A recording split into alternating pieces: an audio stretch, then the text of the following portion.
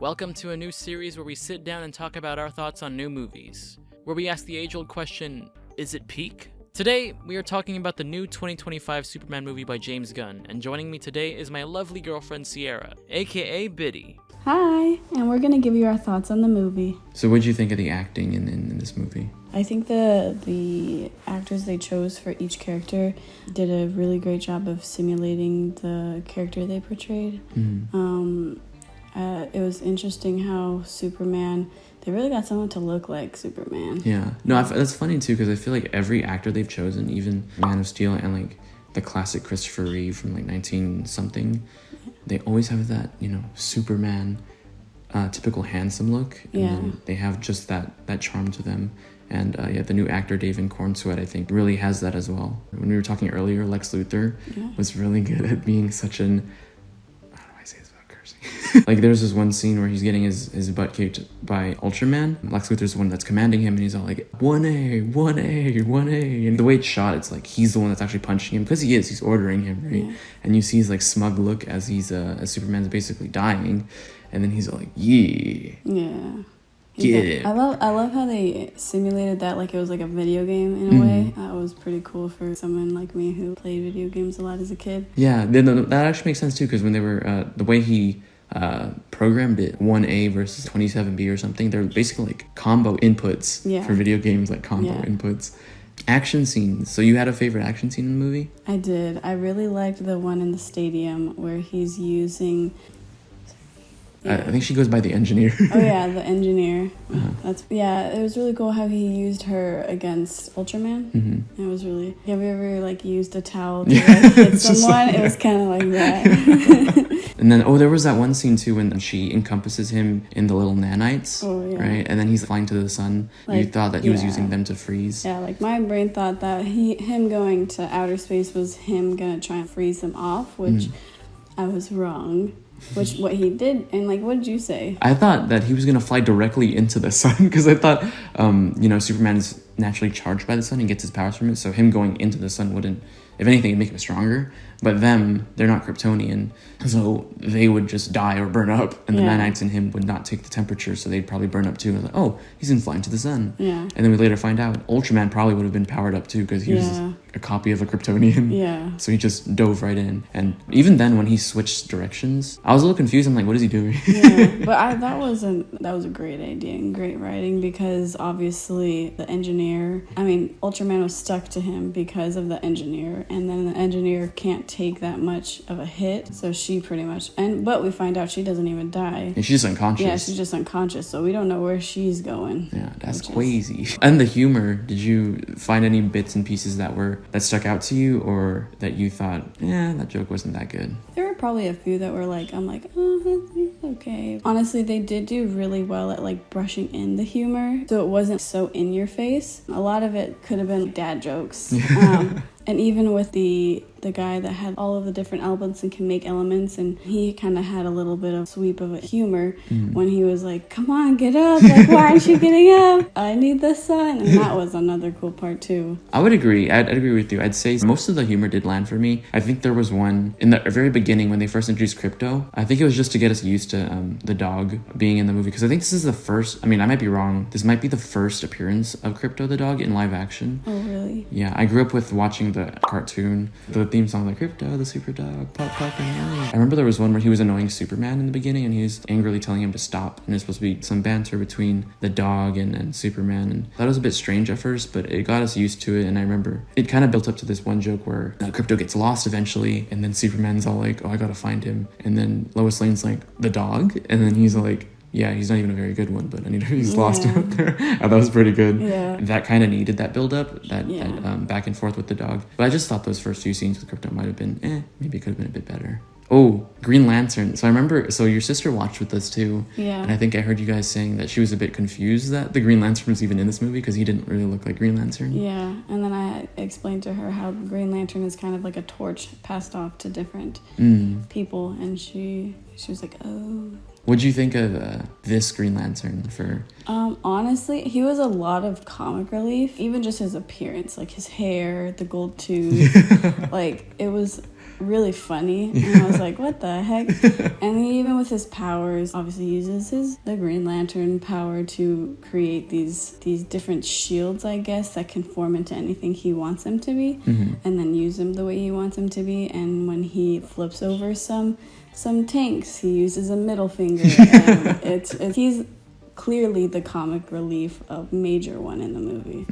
When I first saw the trailer and then the posters, I was like, I don't know, he looks kind of weird. Yeah. Because I knew that he was playing Green Lantern. Specifically, his character's name is Guy Gardner. It's like a specific version of Green Lantern. Yeah. And he doesn't always look like that. He has a different haircut in most comics, but in I think a few of them, he has that dopey cut. Yeah. And I'm just like, why'd they choose that one?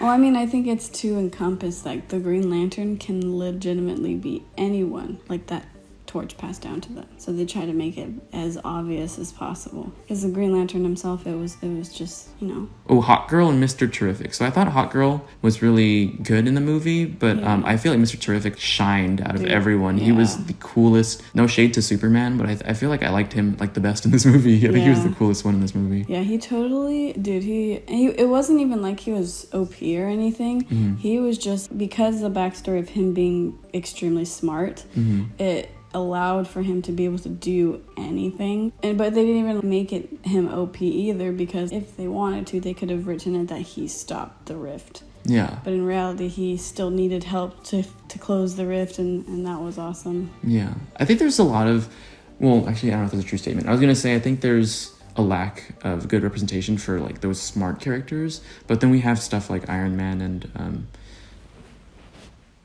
oh, is that it? I'm trying to think of other people. I'm probably sure there's more, but they're not really coming to my mind. Oh, I guess Black Panther, he's a smart character as well. I mean, so is the Hulk. Oh, yeah. Yeah.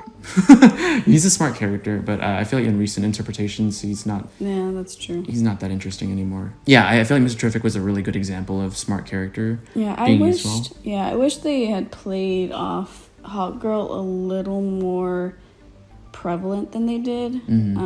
But I mean, it is a Superman story. Yeah, it's a Superman story. It's super, and I mean, but they did the same. They played a lot of Mr. Terrific and everything. I would have liked to her be less of like a 20-year-old girl, which they did kind of play that, like where when they were having their meeting, she was just sitting there. But I did like when she was watching the TV and seeing what was going on and seeing how they were wanting Superman, how she kind of felt she needed to help. Yeah, that sense of urgency. Yeah, that was nice. Because, it was her, Green Lantern, and then I forgot what the guy's name was, the mutating guy. What was his name? Metamorpho. Oh, Metamorpho. Okay, or that's Element it. Guy. Element Guy. Yeah, that's cool. He was able to create kryptonite and also... the sun. Partially the sun, and then power up Superman. Yeah. It was awesome, having them...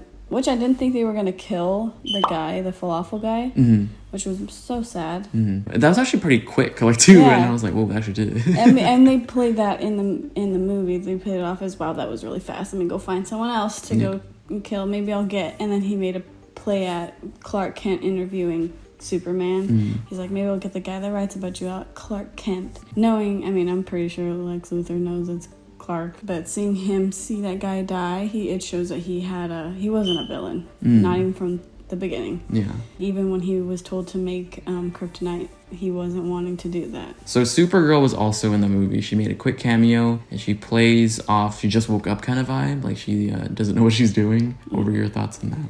So personally, did not like the way they portrayed her character. I mean, I get it. Superman's is older than her, I believe, but she's played off as this ditzy blonde at the end. Like he's saying that she likes to party on other planets because for them they can't get drunk on what they have on Earth. It felt really like disrespectful to Supergirl, because Supergirl is also a superhero. She's also amazing.